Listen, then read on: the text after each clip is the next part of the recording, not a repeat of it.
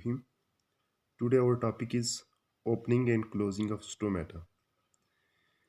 Stomata plant के अंदर एक ऐसी स्ट्रक्चर है जो गार्ड सेल के दरमियान होती है और इसकी ओपनिंग से ट्रांसपायरेशन होती है और जब स्टोमेटा क्लोज हो जाते हैं तो ट्रांसपायरेशन स्टॉप हो जाती है। देखेंगे स्टोमेटा की ओपनिंग और क्लोजिंग के कौन से फैक्टर हैं जिससे स्टोमेटा ओपन होता है और क्लोज होता है। सबसे पहले देखेंगे what is opening and closing of stomata. Diagram आपको नज़र आ रही है। इस डायग्राम में एंड पे स्टोमा और गार्ड सेल नज़र आ रहे हैं। इसके बारे में हम देखें, ये लीफ की इंटरनल स्ट्रक्चर है।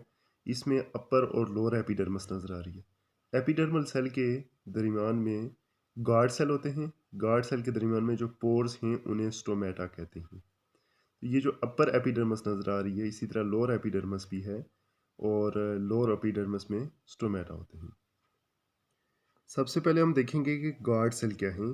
Guard cell are multi sensory hydraulic valve.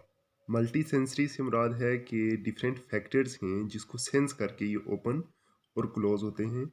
Hydraulic valve हैं वाल्व लाइक स्ट्रक्चर जो डिफरेंट सेंसेशन से ओपन और क्लोज होती है। अब ये जो गार्ड सेल हैं, कौन कौन से फैक्टर हैं जो इसकी ओपनिंग एंड क्लोजिंग के लिए हेल्पफुल हैं। एक लाइट है, डे टाइम ओपन हो जाते हैं, नाइट टाइम क्लोज हो जाते हैं। टेम्परेचर है, हाई टेम्परेचर में ओपन हो जाते हैं और जब टेम्परेचर डिक्रीज होता है तो क्लोज हो जाते हैं। कार्बन डाइऑक्साइड की कंसनट्रेशन है। ये तमाम फैक्टर्स हैं जिसकी वजह से ओपनिंग और क्लोजिंग होती है गार्ड सेल की। इसके बारे में opening and closing of stomata के बारे में 2 हाइपोथेसिस हैं। सबसे पहला जो है वो उसे कहते हैं शुगर स्टार्च हाइपोथेसिस और दूसरा है जो वो इन्फ्लक्स ऑफ पोटेशियम आयन। तो सबसे पहले हम देखेंगे कि गार्ड सेल हैं। ये गार्ड सेल के दरमियान में स्टोमेटा है। ये 2 guard cell bean shape structure है इनकी। तो जब इनके अंदर वाटर इंटर हो जाता है तो ये टर्जिड हो जाते हैं और ओपन हो जाता है, गार्ड सेल स्टोमेटा ओपन हो जाता है। जब इनमें से वाटर रिमूव होता है तो उसकी वजह से ये क्लोज हो जाते हैं। तो सबसे पहले हम देखेंगे sugar starch hypothesis. Sugar starch hypothesis क्यों कहते हैं, उसकी रीज़न ये है कि ये जो हाइपोथेसिस है ये प्रपोज किया था एच वेन मोहल ने।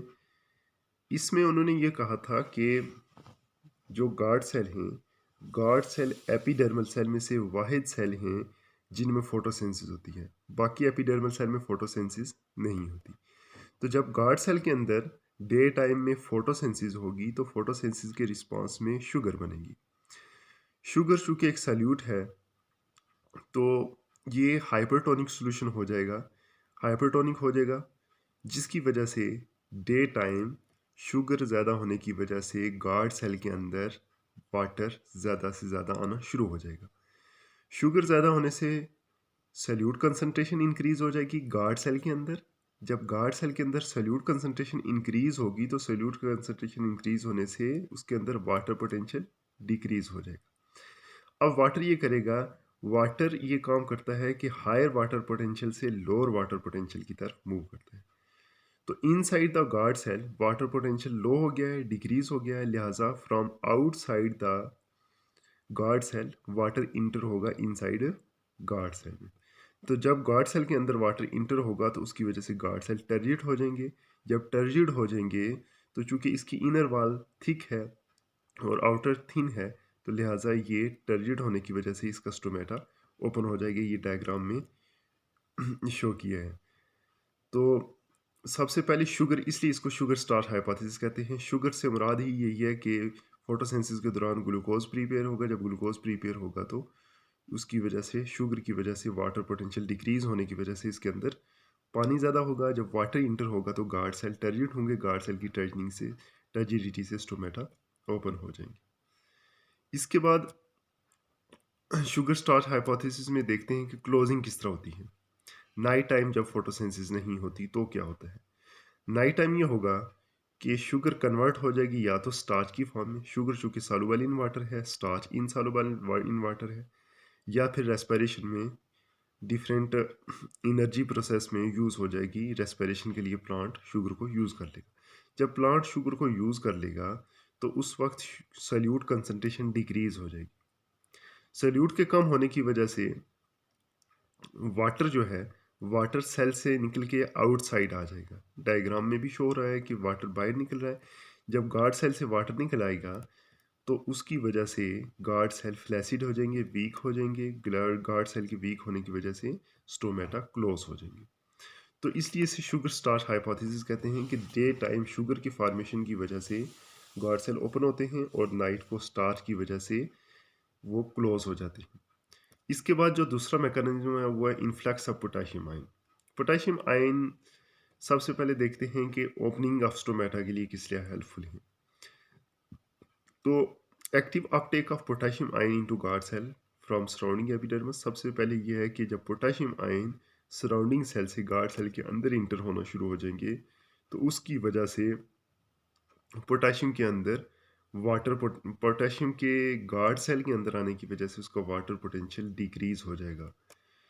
पोटेशियम जब आ गया गार्ड सेल के अंदर तो उसकी वजह से साथ ही वाटर भी इंटर हो जाएगा due to osmosis guard cell के अंदर।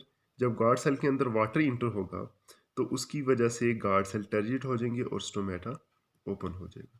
ये नेक्स्ट है कि क्लोजिंग ऑफ स्टोमेटा किस तरह होगा। इसका रिवर्स प्रोसेस होगा कि पोटेशियम आयन स्टोमेटा से बाहर निकल जाएंगे। जब potassium ion outside the guard cell जाएंगे तो उसकी वजह से हाइड्रोस्टैटिक प्रेशर डिक्रीज हो जाएगा और गार्ड सेल फ्लैसिड हो जाएंगे और स्टोमेटा क्लोज हो जाएगा।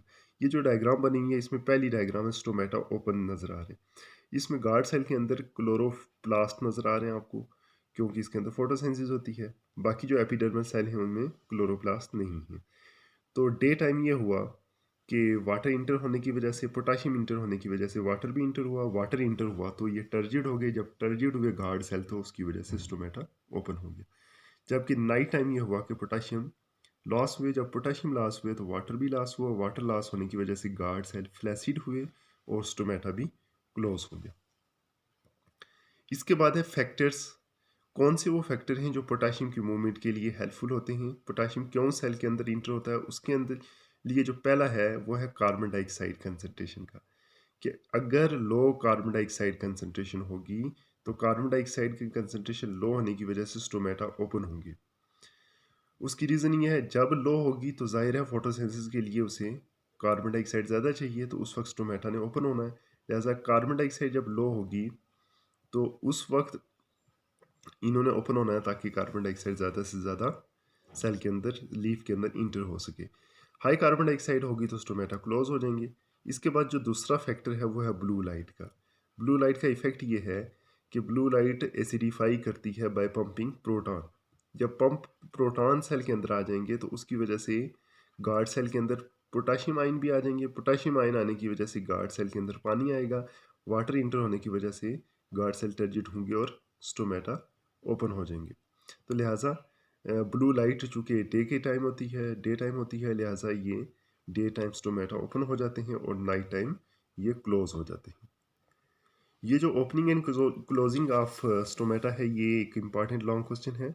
तो इसमें दो हाइपोथेसिस इम्पॉर्टेंट हैं, एक शुगर स्टार्च हाइपोथेसिस और दूसरा influx of potassium ion. Next topic में हम देखेंगे। लिहाजा ये एक इम्पॉर्टेंट लॉन्ग क्वेश्चन है, इसको अच्छे तरीके से प्रिपेयर कीजिएगा। अल्लाह हाफिज़।